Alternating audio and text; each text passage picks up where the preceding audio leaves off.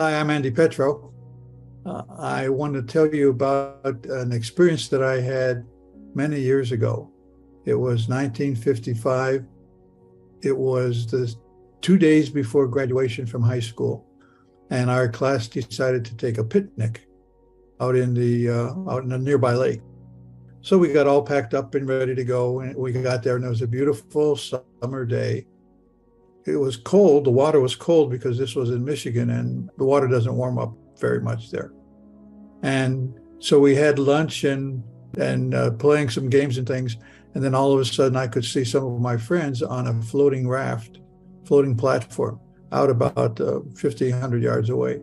And they were waving at me to swim out and meet them. I really didn't want to get in the water because the water was too cold. So I did a running dive into the water, and it really was cold. And now I'm swimming out to the platform. And I get about halfway there, and I start getting cramps in the lower part of my abdomen. And now I can't kick. And now I'm starting to splash around, and I'm choking on some water. Water's going down, and now I'm underwater. And now I'm starting to panic because I don't know what to do. I'm stuttering even as I'm thinking about it. And then all of a sudden I pop up again above the water, and my head is above the water, and I'm looking around. What can I see? And I can see the guys on the platform. I can't yell because there's water in my throat and mouth and everything. And so I'm waving, and they're waving back at me. So they must think we're playing some kind of game. And then I go down again, and I never come up. And now it's cold. It is so cold. I'm shivering. Just violently cold. And as I go down deeper and deeper, it starts to get darker. And now all of a sudden I can feel weeds at my feet. There are weeds at the bottom of the lake. And I'm sliding into the weeds, and then all of a sudden I hit bottom. And I hit bottom in a sitting position. And now, oh man, I start to feel better because I think I can push myself out of the sitting position and get to the top of the lake again. And when I push my arms down again, now it's worse than being sitting there because now I'm stuck. And at this moment, everything is screaming in my body. I'm dying. I finally admit that I'm dying. And then all of a sudden there's a voice in my head, and it's a voice that I remember, but I don't know who it is. And the voice says, Andy, you need to stop and rest for a while.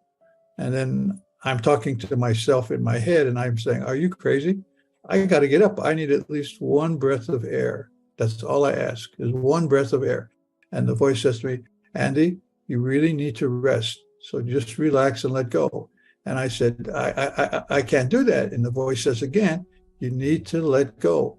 And so I say to the voice, okay, do you promise that if I let go, I'll be able to get to the top? And the voice says to me, if you let go, everything will be fine. I said, okay, you promise? And the voice says, yes, I promise. So then I said, okay, I'll let go. And the moment that the word go formed in my mind, I popped out of my body, and in what I call a moment of no time, I'm at one point I'm in my body, and at the next point I'm in this tunnel. And I don't remember going to the tunnel. It was just, now I'm in my body, now I'm in the tunnel. And in the tunnel, I'm warm, I'm happy, I can breathe again. I'm just filled with the joy and unconditional love. It was so stark. It was such a change from complete terror to complete ultimate ecstasy in a minute of no time. And I'm just so completely happy. I look down and I can see a body, and I'm saying, it's funny, I can see that because it was dark down there. And I look and, yep, that's my body. I don't care. I look, and I didn't care. At the moment that I saw my body at the bottom of the lake, I didn't care about my life. I didn't care about being on earth because I knew I was home. And then I turned in the other direction.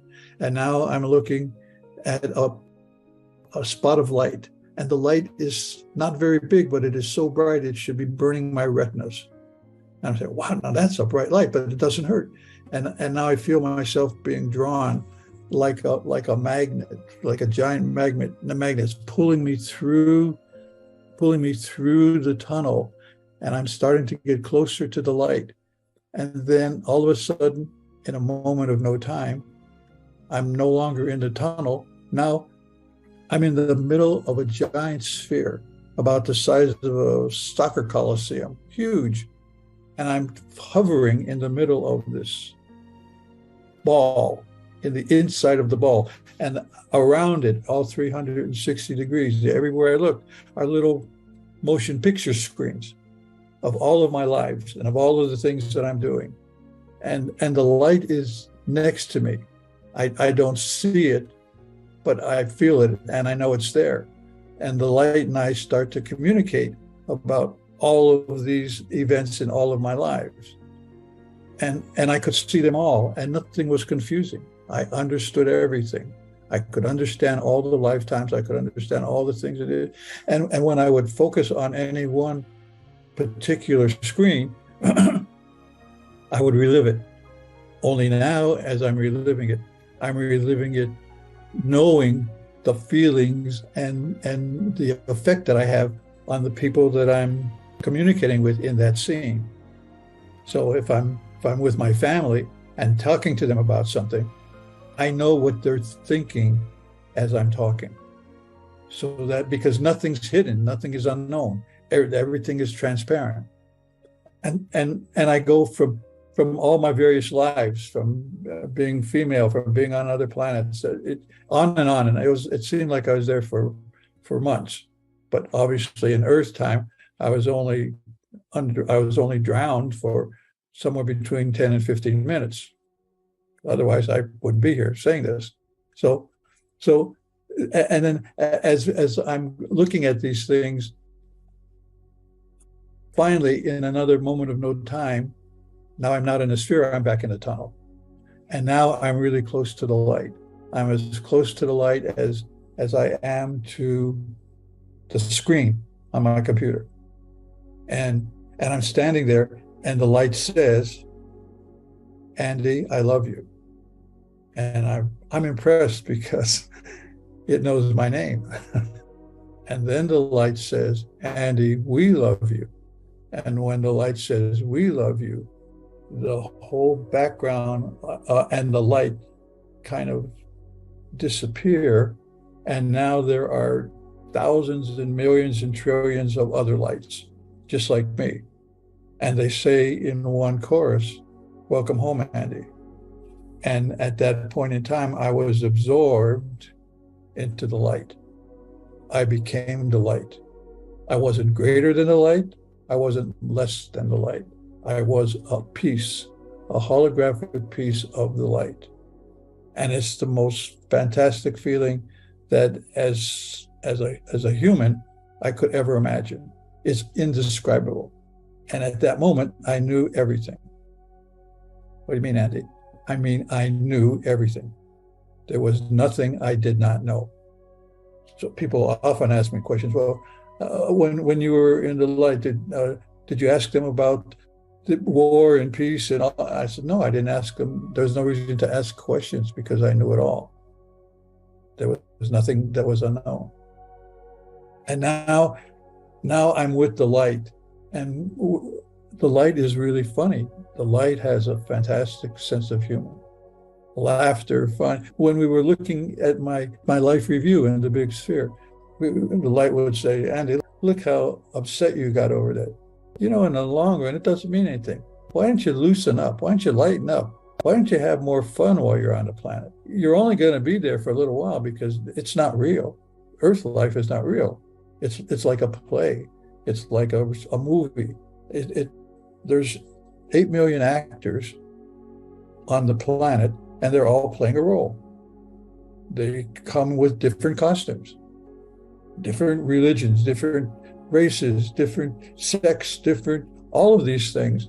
But once the costumes are gone and taken off, when the play is over and you're back in the light, the costume comes off And what do you know? We're all one. We are all the same. We're made out of the same stuff. There is no difference between me and you. There is no difference between you and anybody else. There is here.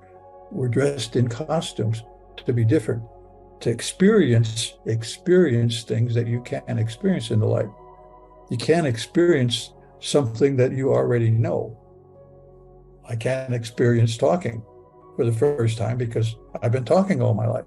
But when I first started to talk, when I said my first couple words, that was really exciting to me. When I'm in the light and knowing things, it's different than experiencing them. So in order to experience, the light tells me that, and I know anyway because I know everything.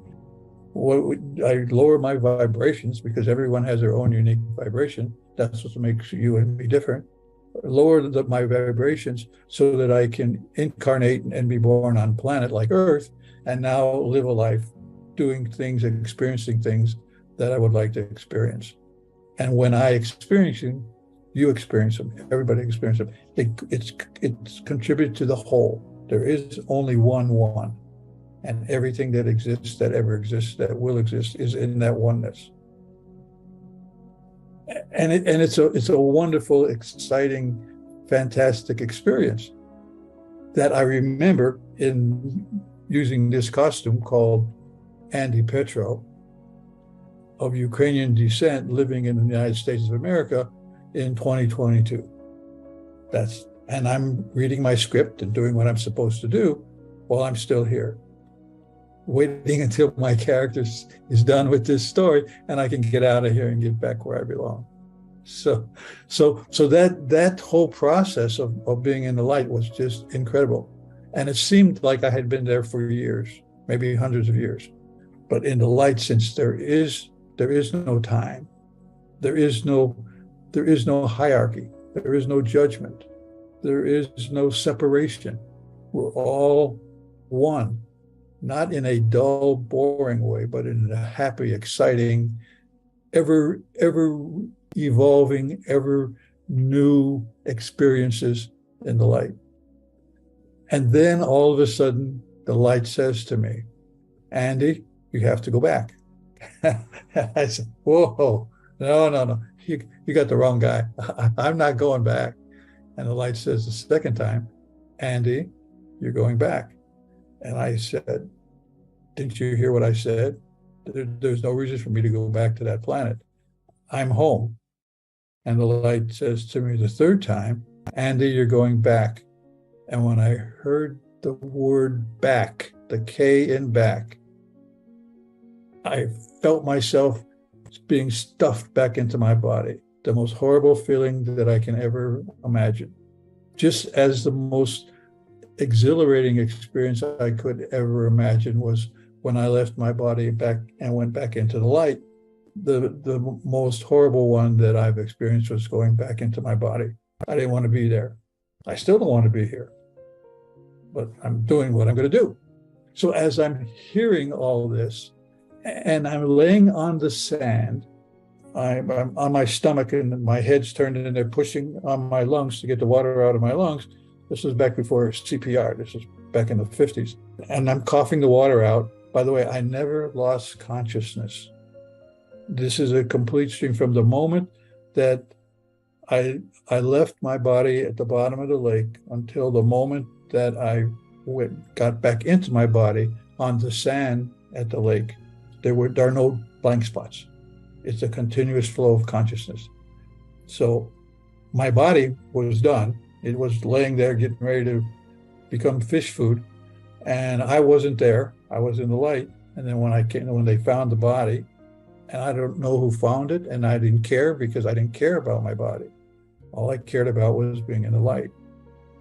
And so when I got up, they said, oh, Andy, boy, tell us what happened. Tell us, what did it feel like to drown? And I said, I can't remember a thing. I said my first big lie. I said, I remember nothing. It's all a blank. And that was not true. The vivid details that I'm talking about right now happened almost 70 years ago. And as I'm talking to them right now, I have the same feelings that I had in 1955 at the bottom of the lake. I've relived it thousands and thousands of times, and it never changes. And the joy and the ecstasy of being in the light is there are no words. Everyone will know because everyone will get that experience, because we all come here, we all go back, and we do it over and over again in various permutations, in various galaxies, in various worlds, whatever. It's a never-ending story. So I got up, and then I'm saying to myself, well, I can't tell anybody. I never spoke of this to anyone for almost 30 years. And in 1955, there wasn't even a word for what I experienced. Near-death experience wasn't created until in the late 70s by Dr. Moody, who phrased it and framed it NDE, near-death experience.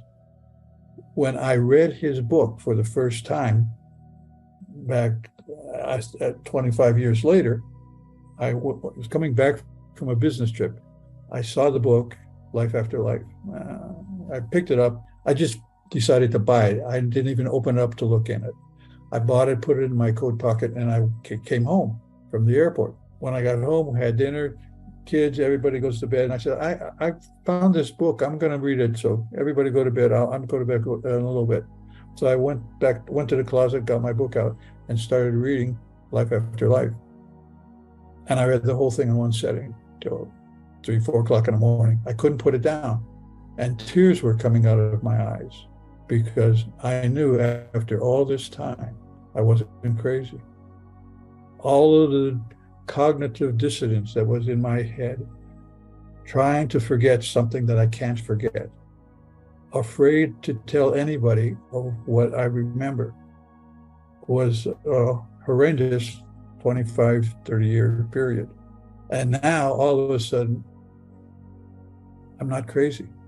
That's a wonderful feeling to know that you're not crazy when you really think you're crazy for your whole life, and nothing ever makes sense. Nothing that I experienced in the light made sense with anything that I was taught and anything that I was being brought up. None of that stuff made sense to me.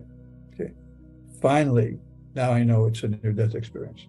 And once I acknowledged that, then I started to remember even more. Then, oh, yes, now I know. So I'm still really wondering and waiting to get back home. That's my whole point. I want to go back home. And obviously it's going to happen soon. In the meantime, I'm doing the best I can to, number one, feel joy whenever possible. Why I'm here isn't important. What's important is that I am here, and what I'm choosing to do is help people feel better about themselves and help get them to know that there is a home. I've been there, and I'm ready to go back. I got the return ticket in my back pocket, carry it with me all the time. As soon as I find out where the flight is, I'm on it. I'm out of here. So anyway, that's what it means to me. It's a very, very happy process. I'm just waiting in a good way, waiting for the return home. And it's so obvious to me, and it's so simple for me.